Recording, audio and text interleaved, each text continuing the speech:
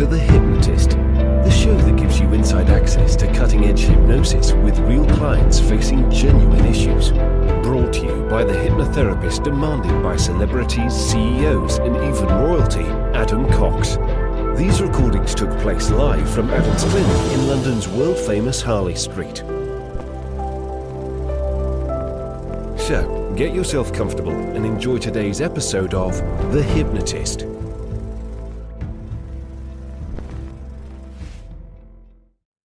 Hi, it's Adam here, and every now and then I have a guest hypnotist, as you know, speaking about their background and how they got into hypnotherapy. But I was recently on a podcast called Hypnosis and Beyond, where I was the guest on their podcast, and they asked me lots of questions about my thoughts on hypnosis, how I work, how I became a hypnotherapist, and some of my opinions on therapy. And I watched it and I thought my audience might benefit from hearing my take on these things. So if you're interested in me being the guest rather than being the host, then check out this feature on someone else's podcast, Hypnosis and Beyond. And if you'd like this podcast, I'm going to put a link so that you can follow and see more episodes of their podcast. So if that's of interest, check that out. And let me know in the comments if you like to hear more of me being a guest on other podcasts, and I'm happy to share more of those. For now, though, relax and enjoy me being featured on a podcast. Take care.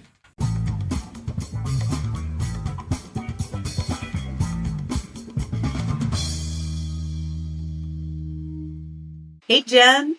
Hey, Dana. Hey, everybody. Welcome to Hypnosis And Beyond. Today we have Adam Cox. He is the host of the world's most popular podcast, The Hypnotist. He also regularly works with celebrities, CEOs, and even royalty. Hi, Adam. Great to be here. Thank you for joining us today. We so appreciate it. We've been so excited to get to speak with you.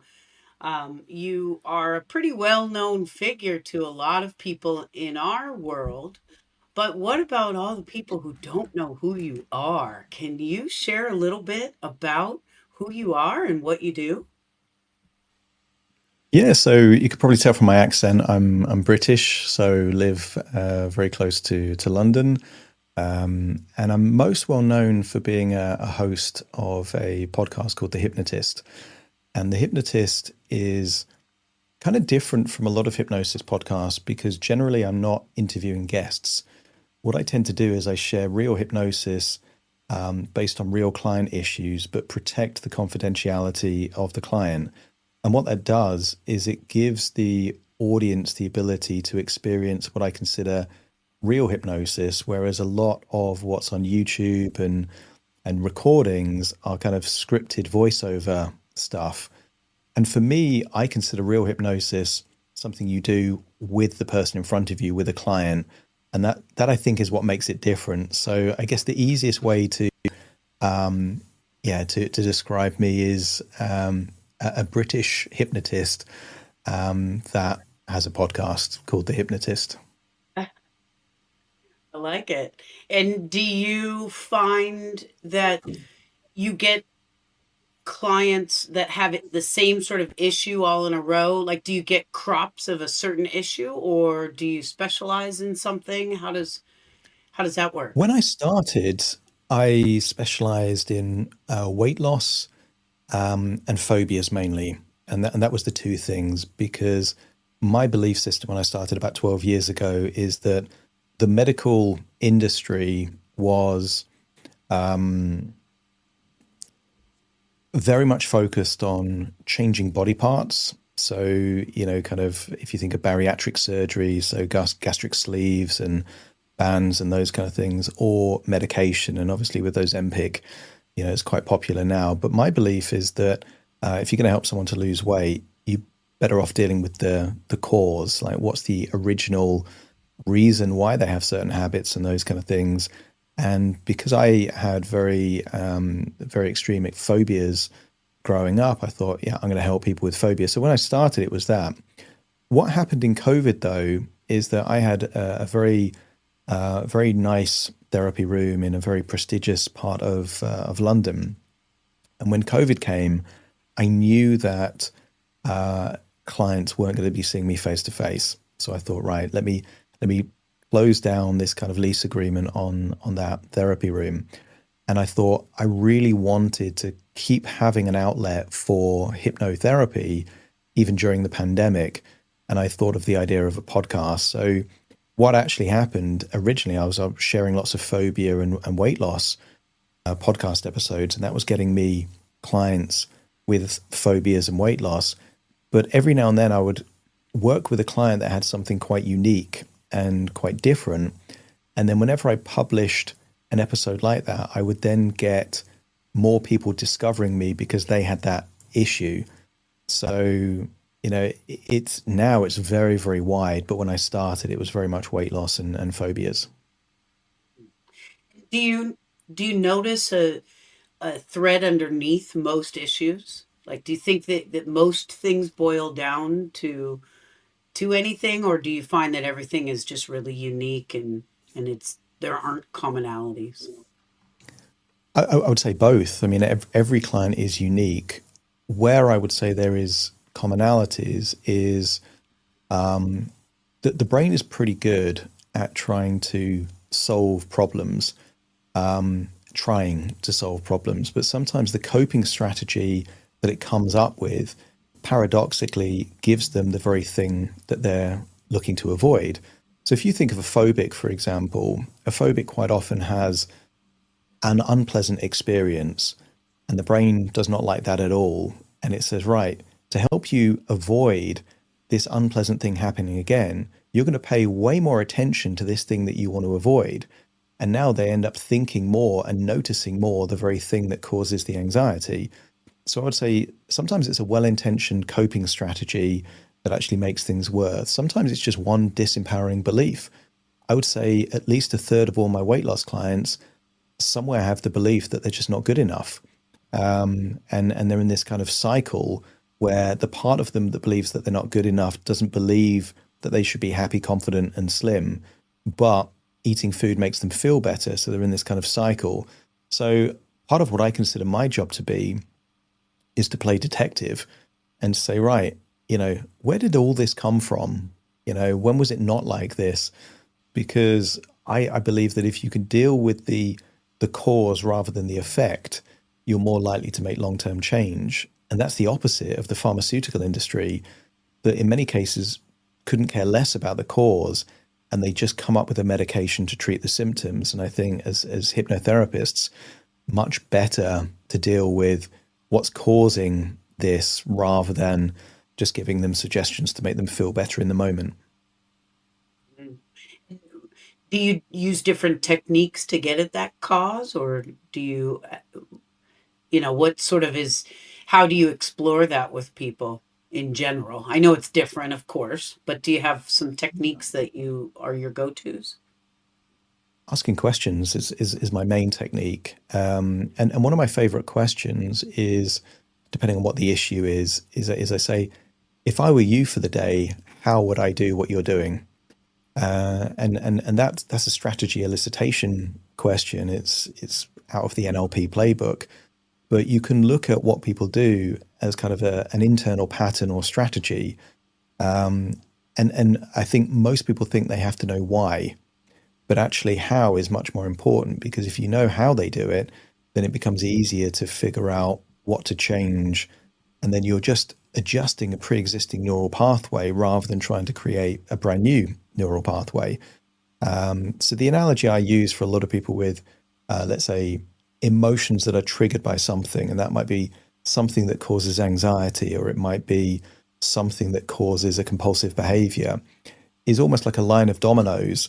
And my job is to find out what's the first one or two dominoes that fall that create this sequence, and then figure out where to interrupt the pattern and then reroute it to a more resourceful way.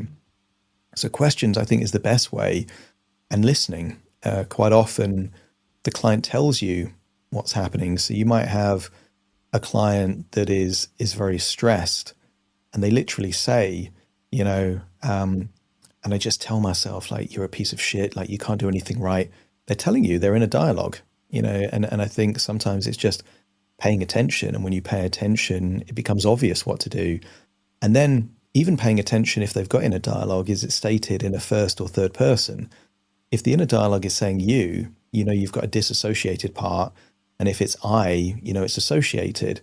And that's the same way visually. If they relive a traumatic memory from a first person perspective, they're associated into that memory.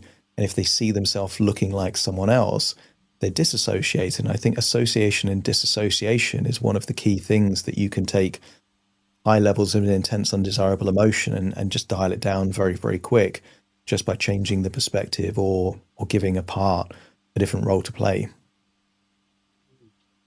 Fascinating. And so then do you find that an issue somebody comes to you for initially is the issue, or is there usually something else behind it then?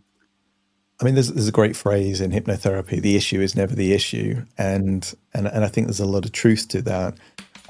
Quite often, the issue that the client presents with is their coping strategy.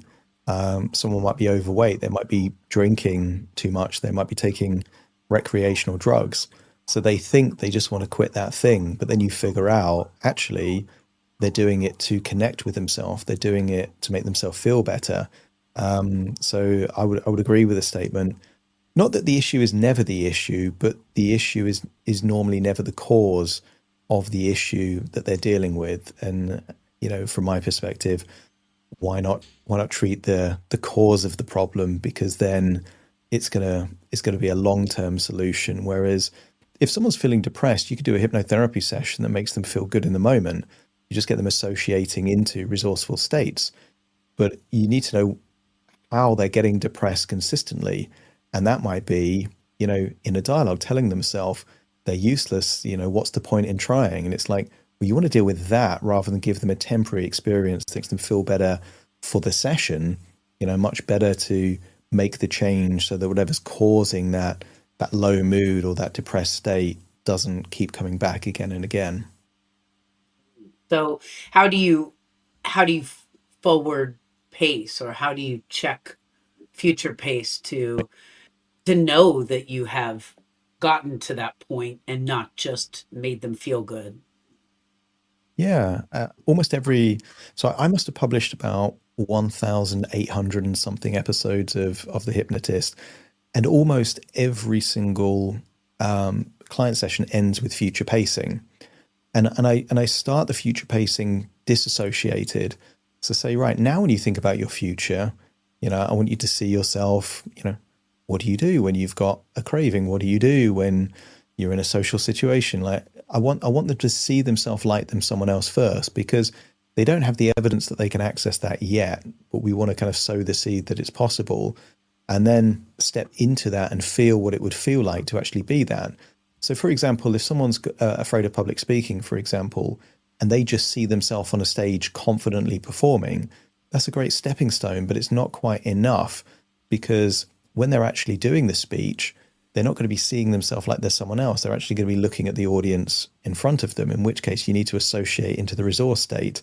So that's one way that you do it. And the second way is you test with the client. You might set them homework. You might say, right, between now and the next session, let's test this out to make sure it's actually working the way that you want. So I had a client that wanted to reduce the amount of alcohol they were consuming. And we did a great session. And she came back and she's like, well, it kind of worked, but it didn't, because a friend popped around with a bottle of wine, and then this happened, and then this happened. So then for me, that's a feedback loop. And that next session was using this metaphor of snakes and ladders, but now she knew exactly where the snakes were. So she could then preempt those things. And I said, right, now when a friend pops over with a bottle of wine, like, what do you say? And it's kind of like, okay, not for me, no thanks, I'm having this, do you want some? So she could rehearse that. And then it was a case of, right, can you imagine that actually happening? Like, imagine the friend knocking at the door. Who's it likely to be? What do they have? And mentally rehearsing that. because once they've done it in their head, in science, they have this idea of in vivo and in vitro. They do the test in the test tube before they do it in reality. So it's good to do that with clients. It's like the future pacing can only give them an essence of what it's going to be. Reality is where the rubber meets the road. So I don't look at it as the hypnosis is only effective if everything happens perfectly. It's real life is the way that you turn thoughts and priming into real neural pathways. And then once they've done that experientially, of course, they're more likely to do it again. So I treat real life as the real test of any change. Do you give clients audios to listen to as a standard operating practice, or is that only for some clients, or is that part of your your protocols? Yeah, it's part of what I do. And that's originally where the podcast came from, because as you could probably tell, like I'm an audio geek. I love all this kind of stuff. And I had this, I don't know if I've got it around here at the moment, but I have this like portable microphone. So when I was seeing clients face to face, even then I would have a studio quality microphone. I would hold it, I would do it to them and then record it in really good audio quality. And then I would send them it afterwards. But what it meant is that I had 200, kind of hypnosis recordings. And originally I thought, oh, okay, I can launch this podcast already having 200 hypnosis recordings that is just my voice. The problem was when I started, I had so many weight loss clients, a lot of the recordings were very, very similar. And then what I needed to do is to kind of, right, okay, have some variety there. And then, I got creative and made movie inspired hypnosis sessions. But for me, my belief system is that if you're seeing clients face to face, you need a therapy room. If you're seeing clients online, as most of my clients are, you need a recording studio. So one of the benefits of having a recording studio is that I can do the session. They hear good audio quality from me, and they can see me well, but I can capture that audio in studio quality and then send that to them. So that does two things. One, it's added value for the client, but it also means they've got not a generic recording, because I know some hypnotherapists, they say, okay, right, we've done the session, and then I'm going to email you some pre-recorded sessions, from before. But that's not for the client. The client needs what is calibrated and kind of customized to them. So every time I work with a client and do a hypnotherapy session, they get the studio quality recording of that session. Love it. That's really powerful. So in terms of your podcast, then, do you see yourself continuing in this, doing hypnosis sessions on there, or do you see that changing over time? Or, I mean, I know it's working, so I'm just curious where you see that Yeah. going in the future. I'm having way too much fun at the moment to change it. So and I've got this cycle, like you know this from having a podcast. Like one of the most difficult things is to build an audience. Once you've got an audience, it's easier to grow an audience, but actually building it initially can be quite challenging. And I'm in a fortunate situation that because of what I've done, I have I think over 51,000 followers on Spotify. I think there's about 20,000 on Apple. So it means that every month I've got about 400,000 downloads, and that gives me a good base. So I just share my hypnosis sessions, protecting the confidentiality of the client. That generates me more clients, which then generates more sessions. So it's this wonderful, kind of flywheel where the busier I get, the busier I get. And, from a financial perspective, that doesn't make sense, because it's difficult to scale your time if you're only working with clients one-on-one. Except for me, I enjoy it too much. So I don't look at it as, right, is this the best way to scale my brand? It's kind of like, no, I love working with clients one-to-one. So if I just get busier working with clients one-to-one, that's fine. But because I have a recording studio, I'm also creating digital courses, because not everyone can afford to work with me. So you want to have something where if clients can work with you, they can.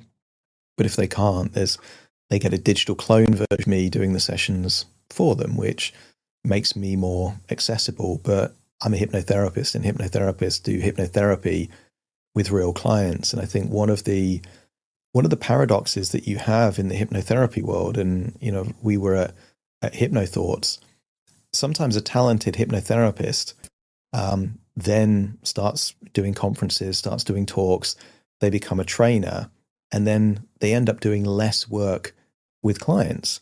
And then effectively, you lose that sensory acuity, you lose that calibration, and then effectively you're saying stuff which becomes less and less experiential because you've become a teacher rather than a therapist. And for me, I teach and I do courses, but I'm a hypnotist, I'm a hypnotherapist. Like, that's what I do.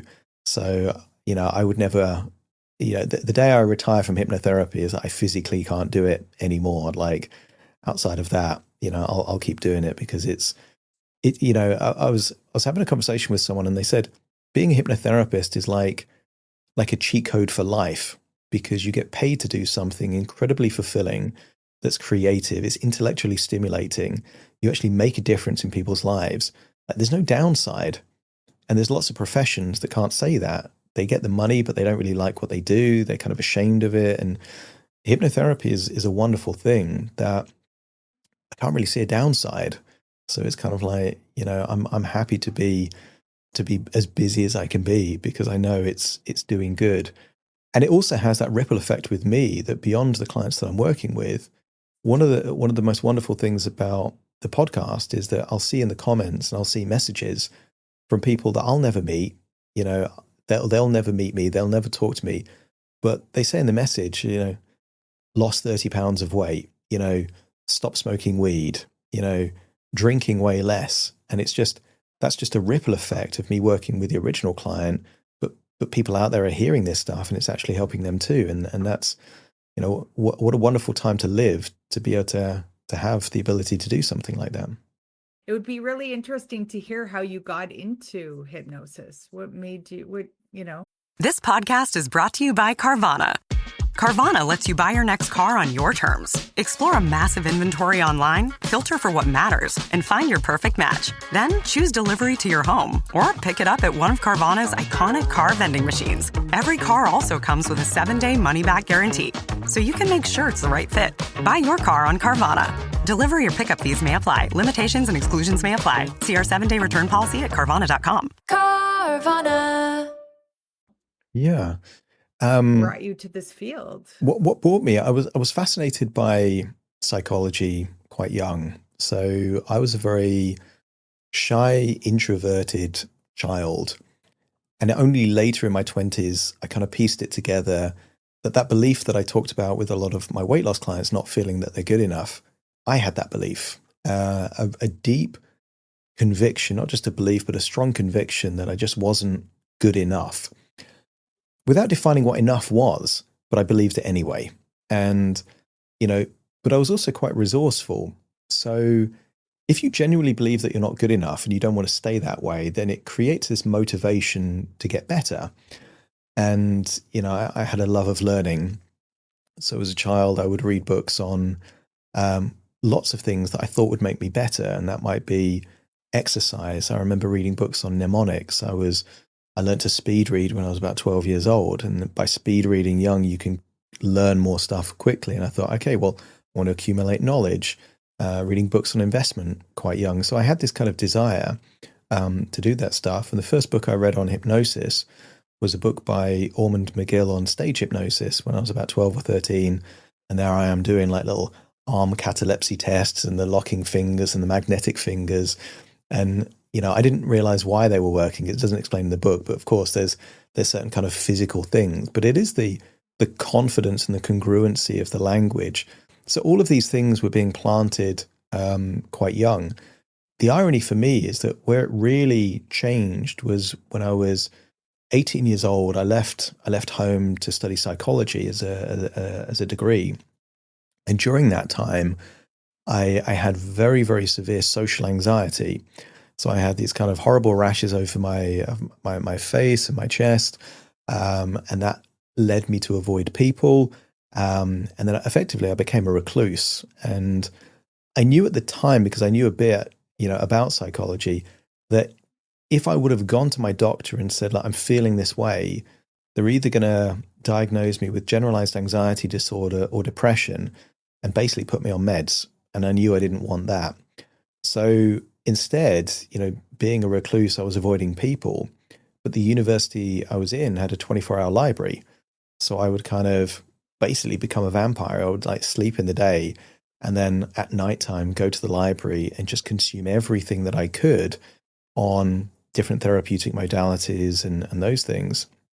And, it kind of went from, to use almost like a bit of a cliche as an extreme, but I was suicidal at that point, generally considered like ending my life, to thinking, right, I've got nothing to lose now by testing this stuff out. And it was hypnosis and the early NLP approaches that really I found was effective for me. And I went from being, very shy and introverted and anxious and all these kind of skin conditions to actually getting to a point of being very confident and very a strong level of belief in my own abilities. And when you're 20 years old, and you start actually getting confident and you've never had that before, you're not interested in being a therapist. I was interested in making money, and dating. Like that was the thing that I was interested in. So I had a couple of jobs, but then I set up my own business at 23 years old. The money I made from my business, I invested. So technically I was a self-made millionaire at the age of 27. And in my mid 30s, came across this concept called Ikigai, because I didn't really feel fulfilled with my PR agency that I'd built and the investments that I had. And I asked myself the question, what is it that I think about and I'm interested in, even though it's nothing about money and nothing about anything else? And it was still psychology, it was hypnosis, it was these things. So literally the next day I signed up for a hypnotherapy course. And what really changed for me is that when I was learning hypnotherapy and becoming a hypnotherapist, it was almost like there was unlocking a secret level in my life that I didn't know existed. And then suddenly everything got better. I felt happier, I felt more confident, more aligned. And every hypnotherapist knows that whenever they work with a client, they're not just helping the client, they're extracting the insights from the client to themselves. So it's kind of like you see the patterns, and someone might be addicted to something else, but it might be a different addiction to me. So since I've become a hypnotherapist, I think I'm healthier, I think I'm happier. I quit drinking alcohol about 7 years ago. My life has got better, but it all came from being this kind of very anxious nerd of a child, essentially. Wow, thanks for sharing that with us. A lot of people believe that, when we come across as a hypnotist, maybe don't bring your story, but do you share your story with your clients? If it's relevant. Like as a means of kind of, yeah. Yeah, if it's relevant. So when I'm working with an anxiety client and I tell them when I was a recluse that my heart would be up to 140 beats per minute just by opening the door, they connect with that. They know it's lived experience rather than just, kind of words. So yeah, absolutely. And, I had a fear of public speaking. Obviously, if you're afraid of people, public speaking is quite a daunting, kind of thing. So, I share what my experiences were, but also what I did to overcome it. Not just saying, oh, I did hypnotherapy myself, which doesn't say anything, because most people want to hear the story of the convincer strategy. Like, what did you do to prove to yourself that fear is gone? So when I had a fear of heights, yeah, I did the work on myself, but then I did a skydive because I thought you can't do a skydive and still be afraid of heights, particularly if you do it more than once. And I had this fear of public speaking, and I did this speech at the age of about 23, 24 to 500 people in the Savoy Hotel. So I think that becomes evidence of the change. It's not that you can just say that you've changed. It's like it's doing the thing. And that was really helpful in the years leading up to COVID, because I would do these monthly spider phobia workshops. And at the end, we would get these lifelong arachnophobes holding a tarantula. Now, it's not useful to hold a tarantula, particularly for people in England. There's not many tarantulas. We're not in the Brazilian rainforest. But where it's really useful is to give them evidence of the change. And then they've got a reference that if they held a tarantula, now when they see that spider in their kitchen sink or in their bathtub, they feel resourceful to cope because they can think back to that very vivid memory of them holding a tarantula and then give themselves the inner narrative that, well, if I did that, I can definitely handle that situation. And that makes them feel resourceful in a moment that they wouldn't be resourceful. So I think sharing personal anecdotes is a really useful thing to do for clients, because, you know, one of the things I was always not dismissive of, but had a credibility issue with, is incongruency. And one of my early hypnotherapy teachers did a masterclass on weight loss and was massively overweight. And I'm thinking, right, there's incongruency here. And another one of the teachers, you know, they clearly had like a nervous twitch.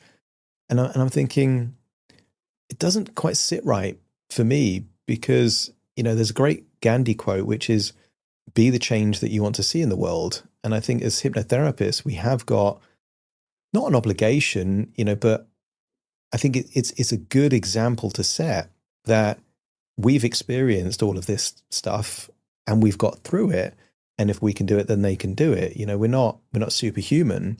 And I think some hypnotherapists, and I would also say life coaches as well, operate behind this facade of somehow they're perfect and they've got all the answers. And I think that's so disingenuous. Like, I call bullshit on that, you know, and I speak all the hypnotherapists. Like, hypnotherapists have loads of problems too. Like, no one's perfect. But I think when you talk about how you've got from where you've been to where you're going through, and can articulate why and how you've done that, that can actually give a lot of confidence to clients. Agreed. I mean, your story, I would have never thought of you as somebody who would lack confidence. You know, you have like such an incredibly popular podcast, and, you know, you're so good at what you do. By the way, I do use your recordings. I've told Dana that, and I'm really enjoying them. So thank you. Amazing. That's lovely to hear. Well, and with that, that brings us to our next segment, which is our silly subconscious question.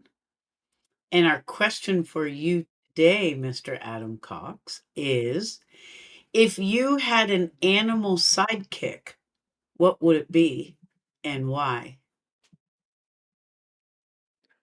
So I've never thought about it as a sidekick. I always considered my spirit animal to be either a rhino or a wolf, just because I think, you know, they're not brash animals. You know, it's not like a parrot or a peacock, like trying to seek attention, but there is this kind of element of they're capable and they're real and they're playing by their own rules, if that makes sense. So as a sidekick, though, I'd want something that complements my skill set. So I'm thinking a very well-trained tiger. I think that would be that'd be a useful, as long as it was entirely loyal to me and it was a genuine sidekick. I'd say that would be that's a powerful resource to have. Nice. Well, that brings us to our next question. Beyond what we've talked about today, is there something you'd like to share with the audience about you? Yeah, I think I think the thing I would share is that it's good to challenge yourself. Like, I heard this metaphor of the comfort zone, that actually when you feel that discomfort or awkwardness or kind of thing, like, that's a clue that you're at the edge of your comfort zone. And that actually, rather than that being like an electric fence that you have to kind of run away from, it can actually be something that if you experience the discomfort, do the thing anyway, then your comfort zone expands. And interestingly, it doesn't expand only in that direction. It kind of expands proportionally in all directions. So one of the things that I did when I became, you know, let's say more well-known in the UK, so I was featured in a few magazines and TV shows, and they use this phrase phobia guru. And I had full-on imposter syndrome of like thinking felt very uncomfortable with that because I had this fear of doing stand-up comedy. And I thought, who am I to be, this guru of helping people with phobias when I have this? So I thought, I've got to change that. So I signed up for this comedy school. And then on opening night, you do this showcase, and there was 100 people there in this comedy club in East London, Bethnal Green. If anyone knows London, it's like a dodgy East End of London. There's 100 people there, and I've got my 5 minutes of material. And I'd love to say I had no anxiety whatsoever. I had full-on anxiety, but it wasn't going to deter me because I knew I was beyond my comfort zone. And I did that 5 minutes, and I got some good feedback. I even got a client at the end of it because one of my jokes was about erectile dysfunction. And a guy stopped me in the bar afterward and he's like, do you really help people with this area? So I ended up getting a client after doing 5 minutes worth of stand-up comedy. And then I kept on doing it. I did it because I wanted to have no anxiety whatsoever. And I kept on doing it. And some nights went well, some nights didn't go so well. But I finally got to a point where I could just get up and kind of do my 5 minutes, 10 minutes, and it was fine. And I was never the best in the open mics, and I was never the worst. I was all in the middle. But it dawned on me that this isn't my passion. I was only doing it to kind of banish the anxiety. And then at that point, what am I doing this for?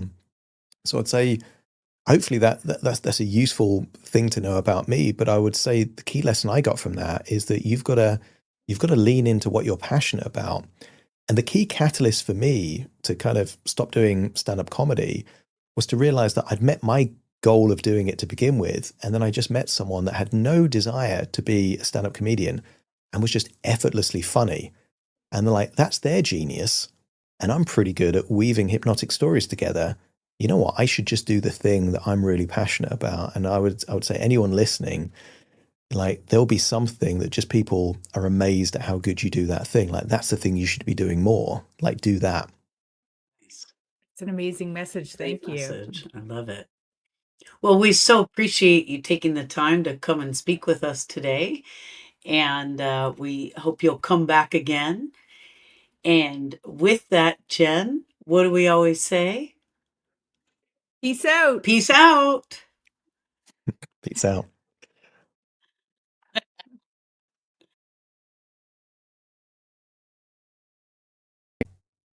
Thank you so much for joining me on today's episode of The Hypnotist. And if you've enjoyed today's episode, I would encourage you, if you haven't already, to hit the subscribe button or follow button to make sure that you're automatically notified of any future episodes that I release.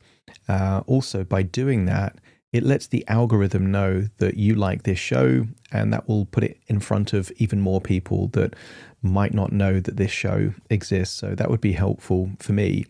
And if you like the stuff that I do, take a moment just to have a look in the show notes or the description, because there's lots of free things that I have to offer, including free hypnosis downloads without the intro or the outro like I'm doing now. So thank you again for joining me on today's episode, and I'll see you again soon for the next one.